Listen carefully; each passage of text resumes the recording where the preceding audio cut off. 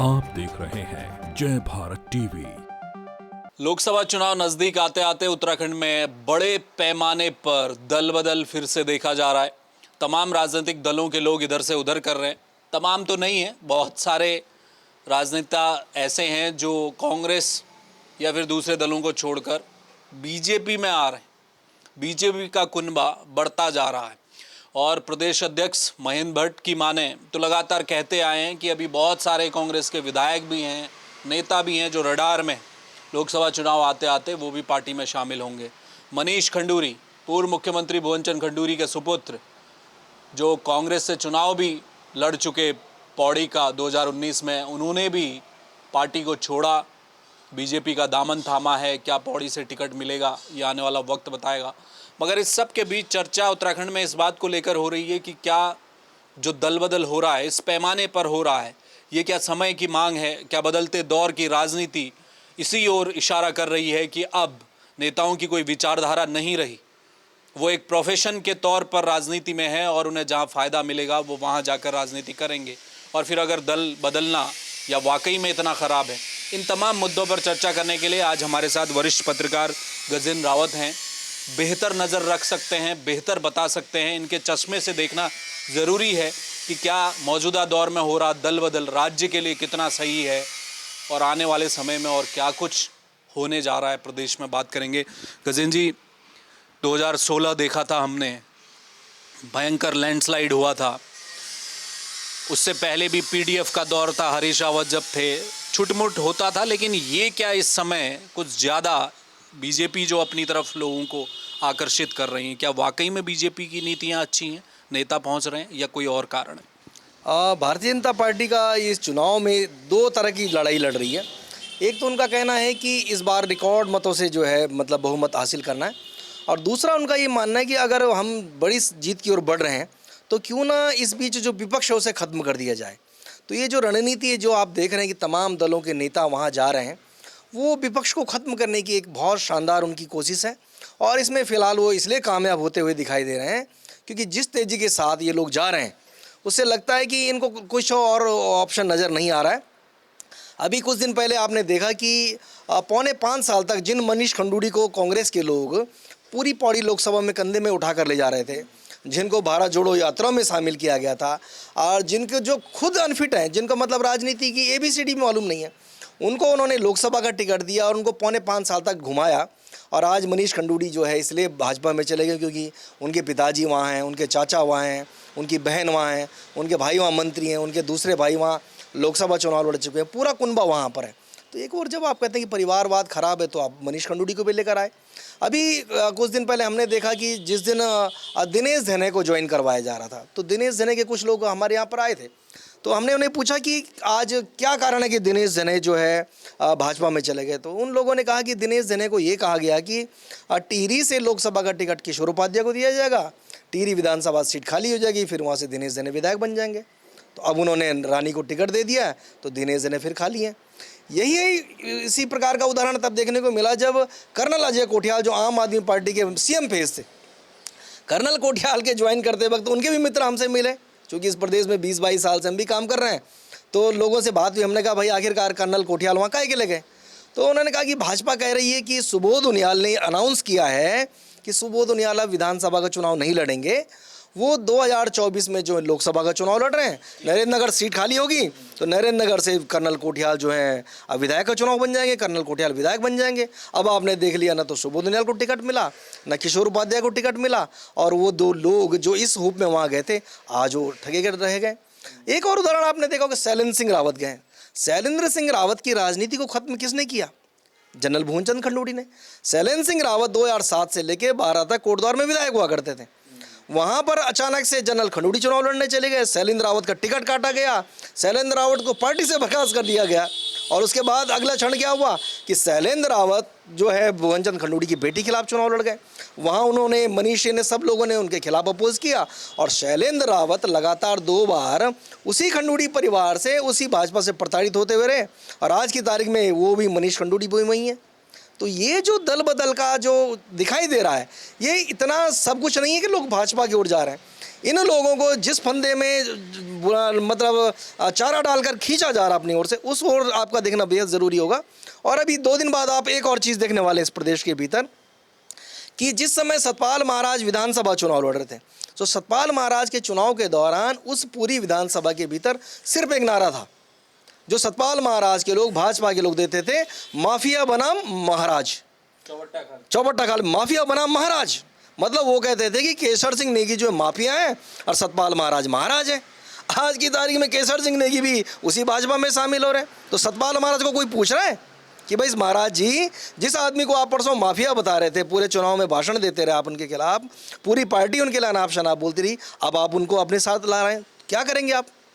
ये वो तमाम चीज़ें। और उसकी छोड़िए, देहरादून नगर निगम में आपने नेता प्रतिपक्ष देखे कांग्रेस पार्टी के, वो हर दिन सुनील उनियाल गामा के भ्रष्टाचार के कागज ला ला कर जो है यहाँ पर भाषण देते थे। वो बताते थे कि किस प्रकार देहरादून का नगर निगम की ज़मीनें लुट गई, भ्रष्टाचार हो गया, तमाम चीज़ें हो गई। आज की तारीख में वो भी जो है वहीं शामिल हो गए। तो आप इन लोगों पे कैसे ट्रस्ट करोगे? ये महत्वपूर्ण सवाल है। सवाल ये भी है गजेंद्र जी कि क्या किसी नेता का, जैसे आपने, क्या कोई अंधा कुआं नजर आ रहा है? जो परिस्थिति नजर आ रही, पीछे से जो कार्यकर्ता है, कार्यकर्ता भी ठगा सा महसूस कर रहा है ना। अगर कोई नेता किसी दल को ज्वाइन कर रहा है तो क्या वो वोट बैंक भी ला रहा है क्या अपने साथ? उसका क्या फायदा मिल रहा है? अभी तक तो ये देखा जा रहा है कि चूंकि जिस प्रकार से टिकट बटे हैं, जो घटनाक्रम हमारे सामने लोकसभा के 3 टिकट के बाद भी हमने देखा कि किसी ऐसे व्यक्ति को कंसिडर नहीं किया गया। तो ये देखा जा रहा है कि अभी तक जो ज्वाइन करने वाले लोग थे, या तो कहीं भ्रष्टाचार में फंसे हुए हैं, या उनको इस बात का डर है कि उनके जो आज दाएं बाएं के जो काम है, किसी का खनन का है, किसी का पट्टे का है, किसी का क्रेशर का है, किसी का जो है रियल एस्टेट का है, कि तमाम जो दंड फंद में ये लोग फंसे हुए हैं। ये अधिकांश लोगों के बारे में ये बताया जा रहा है कि अधिकांश लोग यही ज्वाइन करने वाले हैं जिनके अपने जो वाइड इंटरेस्ट, जो अपने पर्सनल, जो इनके व्यावसायिक जो हित है वो प्रभावित हो रहे हैं। और मुझे नहीं लगता कि किसी ऐसी छवि को देखकर वहाँ जा रहे हूँ। भाई अगर आपके भीतर कुव्वत है लड़ने की, जीतने की, तो आप अपनी जगह स्टैंड करोगे। अब इसी प्रकार से अगर आप बदलते रहे इस समय के साथ साथ, आज इस दल में, कल उस दल में, इस प्रकार दल बदलते रहोगे, तो जिस अंदाज में भारतीय जनता पार्टी ने 2014 से लेकर 24 तक के कार्यकाल में, अगर आप देखोगे, 400 से ज़्यादा विधायक दूसरे दलों के लाके अपने दल में मिला दिए। ऐसे 100 से करीब जो सांसद रहे दूसरी पार्टी को, उनको अपनी पार्टी में ला गए। आज आप जानते हैं कि चौधरी वीरेंद्र सिंह कहाँ हैं? क्या आप जानते हैं कि कांग्रेस से और दूसरे दलों से जिन जिन लोगों को लेकर आए, आज उनकी क्या हालत करके रख दी है? तो ऐसा लगता है कि जो दौर हमने कभी सुना था कि एक टाइम पे संजय गांधी का फार्मूला था, वो कहते थे कि भाई इस व्यवस्था को दुरुस्त करने के लिए आपकी जो है नसबंदी कराई जाएगी, एक स्वैच्छिक व्यवस्था थी कि आप कीजिए, और नहीं तो उन्होंने जबरदस्ती वाला फार्मूला अपनाया। इस समय जो चल रहा है राजनीति में, उत्तराखंड के, पूरे देश की राजनीति में, मुझे लगता है कि वही बंध्याकरण कराया जा रहा है अपोजिशन का, ताकि सामने कोई ऐसा व्यक्ति ना रहे जो कल के दिन उनके सामने मुंह उठाकर बात करे। अभी आप 2024 के चुनाव में इन चीज़ों को देखेंगे। 2027 का चुनाव आते आते ये इन सब लोगों को जिनको आज शामिल करवाया जा रहा है, इनको गली गली में घुमवाएंगे, जगह जगह भाजपा के नारे लगवाएंगे, मोदी जी के नारे लगवाए जाएंगे, धामी जी के नारे लगवाए जाएंगे, और फाइनली जब टिकट की बारी आएगी तो आप देखना, जो हमने सबसे पहला उदाहरण आपके सामने रखा कि किशोर उपाध्याय कांग्रेस के प्रदेश अध्यक्ष, मंत्री, तमाम पोजीशन पे होने के बाद भाजपा में चले गए। आज वहाँ के विधायक हैं, उनके जो मेन कंपिटेंट थे दिनेश जने, वो भी वहीं पे खड़े हैं, वो भी उसी पार्टी में शामिल हो गए। आने वाले कुछ दिन में हो सकता है कि वहाँ धन सिंह नेगी भी वहीं दिखाई दें। लेकिन जब 2027 का टिकट बटेगा, इनमें से एक भी आदमी की हिम्मत ये कहने की नहीं होगी कि हमें टिकट क्यों नहीं दिया, क्योंकि तब तक भारतीय जनता पार्टी इनकी हालत इतनी ख़राब कर देगी कि कहीं जाने लायक भी नहीं बचेंगे।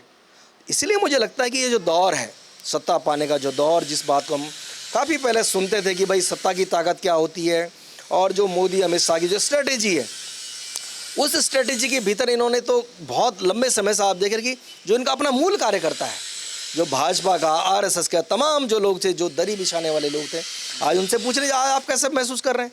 मतलब आपने अभी एक चुनाव पहले जिन लोगों को चौराहे पर गाली दी, जिनको घर आया, उनको भ्रष्टाचारी बताया, उनको ब्याहचारी बताया, उनको सब कुछ बताया, और उनको हराने के लिए पूरी जो एड़ी चोटी का जोर लगाया, आज आप भारतीय जनता पार्टी में उनके गलों में माला डाल रहे हैं। नेता बन के आ गए। मेरा इसी में सवाल है आपसे गजेंद्र जी, मैं ये पूछना चाहता हूँ, जो ये कांग्रेस मुक्त का नारा दिया था, कांग्रेस तो कह ही रही है कि अब आप तो कांग्रेस युक्त हो गई है बीजेपी, लेकिन टिकट जो 9 विधायक पार्टी छोड़कर गए उसमें से आधे तो मंत्री बन के आज भी बैठे हुए हैं।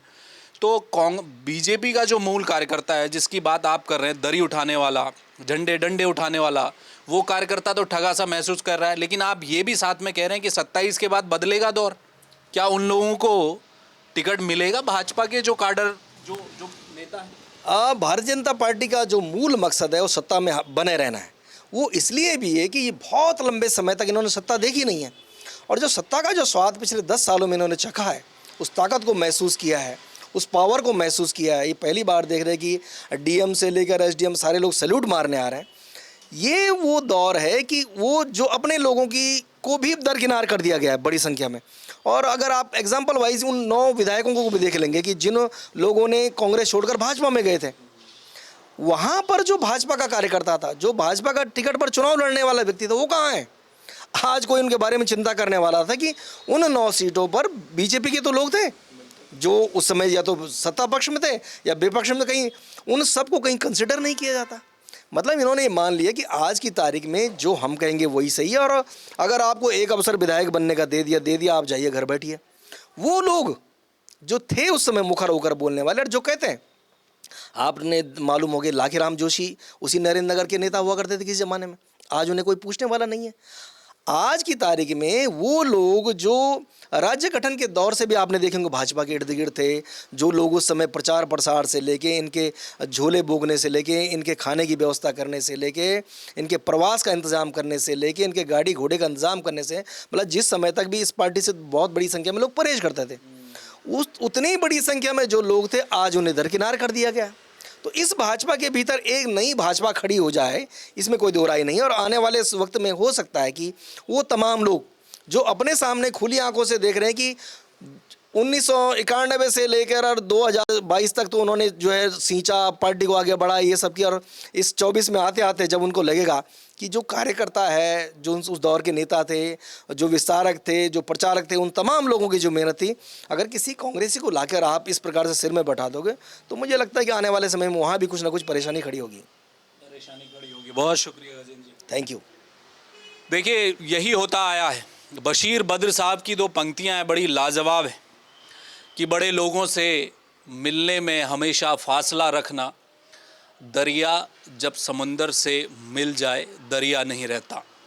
बहुत सुंदर पंक्ति है। क्या भाजपा दरिया की तरह दूसरे नेताओं को दरिया के तौर पर ला रही है और ख़ुद समंदर बनकर बैठी है? तो ऐसे नेताओं को सोचना पड़ेगा, क्योंकि एक फेरिस्त है, जो दूसरे दल से आए हुए लोग हैं वो ठंडे बस्ते में डाल दिए गए, कुछ को इनाम भी बढ़ा दिया गया है, और उनकी वजह से बीजेपी का जो काडर है, बीजेपी के जो अपने खांटी नेता हैं, वो कहीं ना कहीं ठगा सा महसूस कर रहे हैं। लेकिन इस दल बदल से दोनों तरफ फ़ायदा होता नहीं दिखाई दे रहा, न कांग्रेस को न बीजेपी को। लेकिन लोकतंत्र में जनता सर्वोपरि है। चुनाव जब होगा, जनता इस पर क्या प्रतिक्रिया देगी वो आखिर में मायने रखता है। कैमरामैन मयूर उपाध्याय के साथ हेमभट्ट, जय भारत टीवी।